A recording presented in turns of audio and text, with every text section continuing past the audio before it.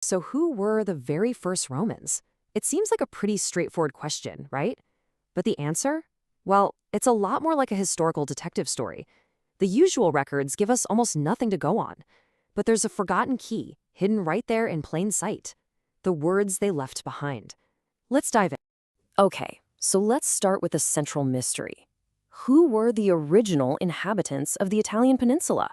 I mean, think about it. We're talking way before the legions, before the Senate, before even the legend of Romulus and Remus. Who was actually there at the very beginning? And here's the problem. This is a total historical cold case. For this super early period, our usual tools they don't work. The written records are completely silent, and archaeology, which is usually our go-to for digging up answers, is practically blind. There's almost nothing there. So this brings us to the first part of our investigation, where we really have to understand just how deep this prehistoric mystery in Italy goes.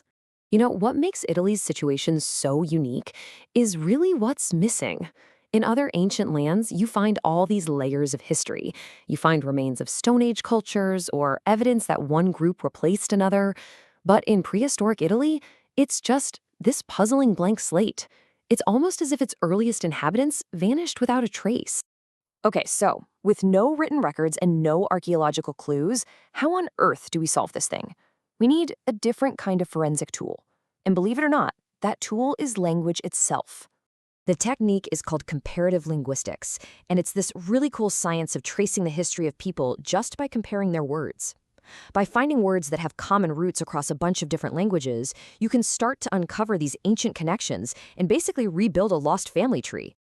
And here is a fantastic example of how this actually works. Just look at these words from three cultures that seem worlds apart: ancient India, Greece, and Rome. For house, you have damas, damos, and domas. For cow, gauss, bus, boss. Come on, those are not coincidences. They're linguistic fingerprints, and they're stone-cold proof that all these people descended from a single common ancestor. All right, so using this really powerful tool, we can start to identify our primary suspects, the first groups to actually populate Italy. So linguistic analysis shows that ancient Italy was home to three major distinct groups. You had the Iapygians down in the southeast, the famously mysterious Etruscans, and then this group we can just call the Italians. And that group included the direct ancestors of the Romans, so naturally they're the ones we're going to follow. Okay, so by focusing on this Italian branch, we can use linguistics to do something amazing. We can basically travel back in time and reconstruct the world they once shared with their closest relatives, the Greeks. This family tree here shows how it all played out. Way back, you have this original Indo-Germanic people. A branch splits off, and that becomes the ancestors of both the Greek and the Italians. They lived as one people for a while before they also separated. And finally, the Italian group itself split into a couple of branches, one of which was the Latins, who, would go on to found Rome. So what was life like before the big split, back when Greeks and Italians were one and the same? Their shared vocabulary paints a picture. They have common words for field, eger and agros, which proves they made that huge revolutionary leap from herding to farming together.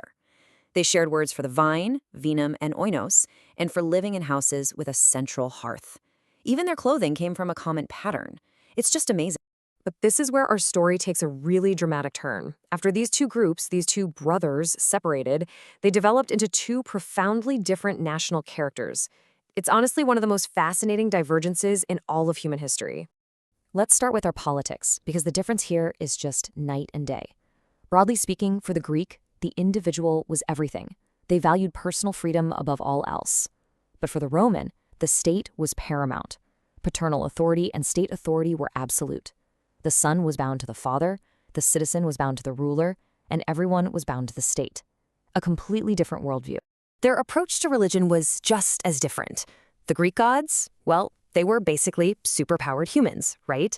They were flawed, passionate, full of personality, creating this incredible mythology.